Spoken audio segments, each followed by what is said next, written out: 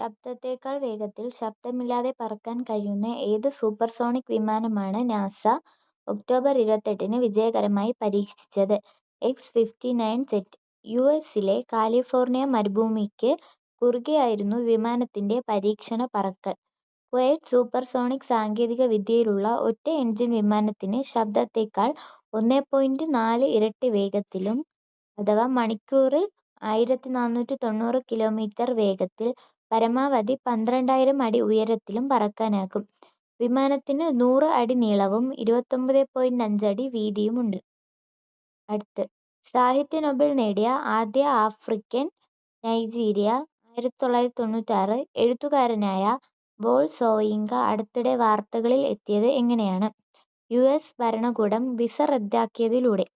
US president ട്രംപിനെ യുഗാണ്ടയിൽ ഏകാധിപതിയായിരുന്ന ഈദി അമീനിന്റെ വെള്ളക്കാരനായ പതിപ്പ് എന്ന് 91-കാരനായ സോയിങ്ക വിശേഷിപ്പിച്ചിരുന്നു. അപ്പോൾ അതുകൊണ്ടാണ് യുഎസ് ഭരണകൂടം അദ്ദേഹത്തിന്റെ വിസ റദ്ദാക്കിയത്.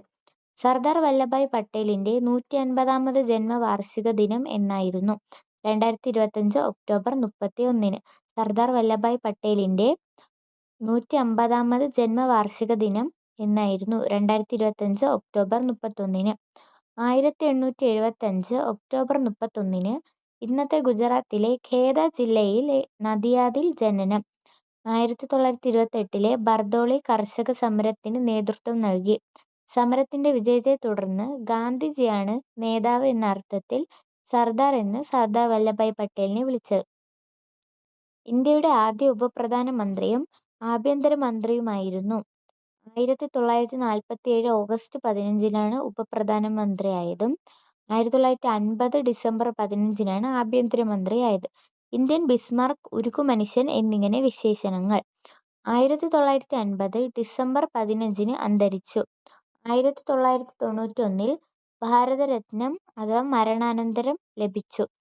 ജന്മദിനം രാഷ്ട്രീയ ഏകതാ ദിനമായി ആചരിക്കുന്നു.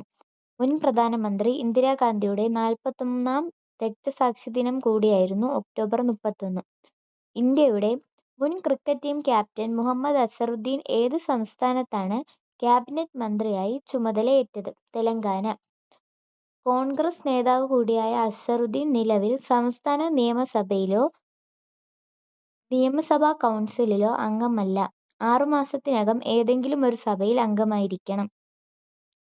എത്രാമത് കേരള സംസ്ഥാന പിറവിയാണ് 2025 നവംബർ 1-ന് ആഘോഷിച്ചത്? 69. എത്രാമത് കേരള സംസ്ഥാന പിറവിയാണ് 2025 നവംബർ 1-ന് ആഘോഷിച്ചത്? 69. 2025-ലെ കേരള ജ്യോതി പുരസ്കാരം നേടിയത് ആര്? Doctor M R. രാഘവ വാര്യർ. 2025-ലെ കേരള ജ്യോതി പുരസ്കാരം നേടിയത് ആര്?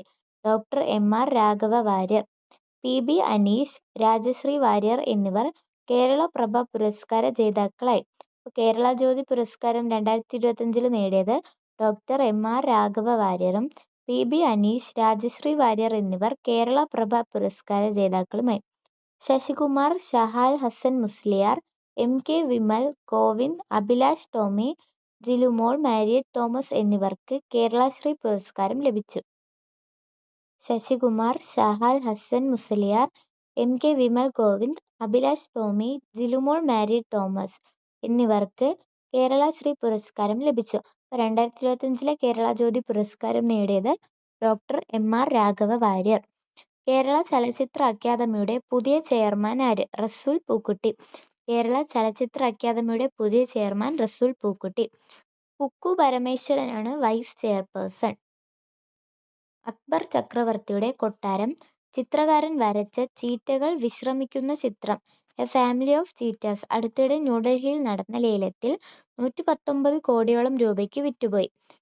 ചിത്രകാരൻ ആരാണ്? ബസവൻ. അക്ബർ ചക്രവർത്തിയുടെ കൊട്ടാരം ചിത്രകാരൻ വരച്ച ചീറ്റകൾ വിശ്രമിക്കുന്ന ചിത്രം എ ഫാമിലി ഓഫ് ചീറ്റാസ് അടുത്തിടെ ന്യൂഡൽഹിയിൽ നടന്ന ലേലത്തിൽ 119 കോടിയോളം രൂപയ്ക്ക് വിറ്റുപോയി. ഈ ചിത്രം വരച്ച ചിത്രകാരൻ ആര്? ബസവൻ. അബുൾ ഫസൽ രചിച്ച അക്ബറുടെ ഔദ്യോഗിക ജീവചരിത്രമായ അക്ബർനാമ, മഹാഭാരതത്തിന്റെ പേർഷ്യൻ വിവർത്തനമായ റസ്നാമ തുടങ്ങിയവയ്ക്ക് ചിത്രീകരണം നടത്തിയത് ബസവനാണ്. 1580-1580-കൾക്കിടയിലാണ് ചീറ്റകളുടെ ചിത്രം വരച്ചത്. ടാൻസാനിയയുടെ ആദ്യ വനിതാ പ്രസിഡന്റ് രണ്ടാമതും തിരഞ്ഞെടുക്കപ്പെട്ടു. പേര് സാമിയ സുലൂഹു ഹസൻ. ടാൻസാനിയയുടെ ആദ്യ വനിതാ പ്രസിഡന്റ് രണ്ടാമതും തിരഞ്ഞെടുക്കപ്പെട്ടു. പേര് സാമിയ സുലൂഹു ഹസൻ. വയസ്സ് 65. 2015-2021 കാലത്ത് വൈസ് പ്രസിഡന്റ് ആയിരുന്ന സാമിയ 2021 മാർച്ചിലാണ് ആദ്യമായി പ്രസിഡന്റായത്. തിരഞ്ഞെടുപ്പിൽ കൃത്രിമത്വം ആരോപിച്ച് രാജ്യത്ത് നടന്നുവരുന്ന പ്രക്ഷോഭത്തിൽ 700-ലേറെ പേർ ഇതിനകം കൊല്ലപ്പെട്ടു. ടാൻസാനിയയുടെ ആദ്യ വനിതാ പ്രസിഡന്റ് രണ്ടാമതും തിരഞ്ഞെടുക്കപ്പെട്ടു. പേര് സാമിയ സുലൂഹു ഹസൻ. രുചിവൈവിധ്യങ്ങളുടെയും പാചക പാരമ്പര്യത്തിന്റെയും പേരിലുള്ള യുനെസ്കോ പട്ടികയിൽ, അതായത് UNESCO creative cities network (UCCN) ഇടം പിടിച്ച ഇന്ത്യൻ നഗരമാണ് ലക്നൗ. ലോക നഗര ദിനത്തോടനുബന്ധിച്ച് ഉസ്ബെക്കിസ്ഥാനിലെ സമർഖണ്ഡിൽ നടന്ന യുനെസ്കോ ജനറൽ കോൺഫറൻസിന്റെ 43ാമത് സെഷനിലാണ് ലക്നൗവിനെ ക്രിയേറ്റീവ് സിറ്റി ഓഫ് ഗാസ്ട്രോണമിയായി പ്രഖ്യാപിച്ചത്. 2019-ൽ ഹൈദരാബാദ് ഈ സൂചികയിൽ വന്ന ശേഷം ഇതിൽ ഉൾപ്പെടുന്ന ഇന്ത്യൻ നഗരമാണ് ലക്നൗ. അടുത്ത ക്വസ്റ്റ്യൻ. ഇന്ത്യ അടുത്തിടെ ഏതു രാജ്യത്തെ വ്യോമസേനാ കേന്ദ്രത്തിലെ എയർബസ് പ്രവർത്തനങ്ങളാണ് അവസാനിപ്പിച്ചത്? താജിക്കിസ്ഥാൻ. ഐനി.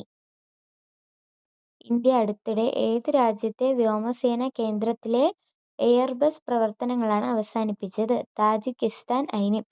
2025 ഒക്ടോബർ 31-ന് അന്തരിച്ച മാനുവൽ ഫ്രെഡറിക് 78 കേരള കായിക ചരിത്രത്തിൽ ഇടം പിടിച്ചത് എങ്ങനെയാണ്? ഒളിമ്പിക്സ് മെഡൽ നേടിയ ആദ്യ മലയാളി. 2025 ഒക്ടോബർ 31-ന് അന്തരിച്ച മാനുവൽ ഫ്രെഡറിക് കേരള കായിക ചരിത്രത്തിൽ ഇടം പിടിച്ചത് എങ്ങനെയാണ്? ഒളിമ്പിക്സ് മെഡൽ നേടിയ ആദ്യ മലയാളി. 1972-ലെ മ്യൂണിക് ഒളിമ്പിക്സിൽ നെതർലൻഡ്സിനെ തോൽപ്പിച്ച് വെങ്കലം നേടിയ ഇന്ത്യൻ ഹോക്കി ടീമിന്റെ ഗോളിയായിരുന്നു. ഗോൾ മുഖത്തെ കടുവ എന്നറിയപ്പെട്ടിരുന്ന ഫ്രെഡറിക് 1971 മുതൽ 7 വർഷം ഇന്ത്യൻ ഹോക്കി ടീമിന്റെ ഗോളിയായി പ്രവർത്തിച്ചു. കണ്ണൂർ ഭരണശ്ശേരി സ്വദേശിയാണ്. 2019-ൽ ധ്യാൻചന്ദ് പുരസ്കാരം ലഭിച്ചിരുന്നു. അടുത്ത ക്വസ്റ്റ്യൻ. ബ്രിട്ടീഷ് രാജകുടുംബത്തിലെ ഏത് അംഗത്തിന്റെ രാജകുമാരൻ പദവിയും മറ്റ് രാജകീയ സ്ഥാനങ്ങളുമാണ് ഈയിടെ ചാൾസ് മൂന്നാമൻ രാജാവ് നീക്കം ചെയ്തത്? ഇളയ സഹോദരൻ ആൻഡ്രൂവിന്റെ. അദ്ദേഹം ഇനി ആൻഡ്രൂ മൗണ്ട് ബാറ്റൻ വിൻഡ്സർ എന്ന പേരിൽ അറിയപ്പെടും. എന്നാൽ മക്കളായ യൂജിൻ, ബിയാട്രീസ് എന്നിവർക്ക് രാജപദവികൾ നഷ്ടമാകില്ല. യുഎസിൽ ലൈംഗിക പീഡന കേസിൽ പ്രതിയായിരിക്കെ ന്യൂയോർക്ക് ജയിലിൽ വെച്ച് 2019-ൽ മരിച്ച ജെഫ്രി എംസ്റ്റീനുമായുള്ള ആൻഡ്രൂവിന്റെ അടുപ്പമാണ് സ്ഥാനഭ്രംശത്തിന് ഇടയാക്കിയത്.